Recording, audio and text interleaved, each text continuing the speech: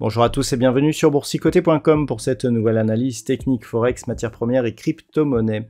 Avec une paire de devises euro-dollar qui pâtit du retour donc du dollar à la hausse. Le dollar index au moment où je vous parle est au-delà des 104. Ça se traduit bien par une baisse sur la paire de devises euro-dollar. Hier je vous indiquais que le rebond ici sous 1,0925 était plutôt mauvais signe pour un éventuel retour à un mouvement haussier. Vous voyez, je n'ai touché aucune ligne. On voit que les mouvements respectent assez bien les niveaux techniques. On vient ici échouer sous 1,0925, on revient sur la zone des 1,0780. Par contre, attention, une rupture de cette zone des 1,0780 nous ouvrira un potentiel baissier assez fort avec au minimum un retour ici sur 1,0670. On a énormément de contacts sur cette zone qui font que on pourra avoir une baisse pérenne. Donc il va falloir surveiller dès la semaine prochaine cette zone, car un franchissement nous ferait sortir de la dynamique haussière dans laquelle nous sommes, ne serait-ce que par un retour ici sur 1,0670, on neutraliserait, mais une rupture de cette zone pourrait inverser la tendance puisqu'il y aurait rupture d'un précédent point bas significatif. Donc c'est à surveiller. Invalidation donc de ce mouvement baissier, toujours en cas de retour ici au-dessus des 1,0925. Sur la paire de devises livre sterling contre dollar américain, nous sommes là aussi sur un mouvement qui reste baissier. La tentative de rebond n'a pas franchi la zone ici des 1,2750. On revient sur la zone de support des 1,2610. Je vous avais indiqué que cette zone avait déjà été fragilisée. Une deuxième cassure est plutôt un mauvais signe pour la suite. On pourrait bien valider ici un franchissement et viser un retour sur cette autre zone de support ici à 1,24. C'est plutôt la rupture de cette zone ici, de ce point bas que l'on avait marqué sur des niveaux proches des 1,23 qui sera un signal de gros retournement sur la dynamique moyen terme. Déjà, la cassure ici de la zone des 1,2610 pourrait nous donner des pré-signaux baissiers. Ces niveaux avaient déjà été fragilisés comme je vous l'avais indiqué. Donc attention ici en cas de poursuite de la baisse. On n'est pas sur un mouvement survendu au niveau des indicateurs. Donc une poursuite ou voire une reprise de ce mouvement baissier est tout à fait possible dans la lignée de la tendance que nous avons ici depuis quelques jours. Concernant le métal jaune, nous sommes sur un retournement. On attendait un retour ici possible sur la zone des 1957 $ l'once. On voit les histogrammes du MACD qui sont en train de se retourner, ce qui pourrait traduire une dynamique qui change de sens. On voit d'ailleurs sur ces trois bougies en daily que les ombres sont portées sur la partie supérieure de la bougie, ce qui traduit une incapacité aux acheteurs de continuer à faire monter les cours malgré cette dynamique.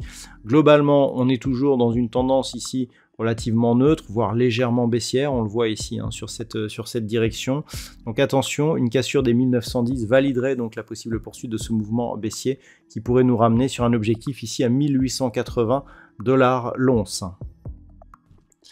Au niveau du WTI, je vous parlais cette semaine de la zone ici des 84 $ le baril, zone qui d'un point de vue moyen terme pouvait nous donner un signal de retournement. Effectivement, lorsque l'on regarde globalement, on avait ici un signal de baisse, ensuite qui s'était stabilisé. On a vu quelques contacts ici sur la zone des 65,20.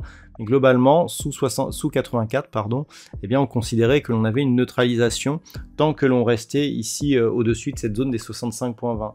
Le fait que l'on ressorte par le haut de cette zone peut nous créer un vrai signal d'un point de vue moyen terme, donc qui redeviendrait haussier. On voit que les cours sont en train de progresser encore malgré justement un retour de la hausse du dollar. On voit que le pétrole ici a une force intrinsèque qui est relativement importante puisqu'on est ici sur une cassure. On a déjà pris 1 $ par rapport à la rupture ici des 84.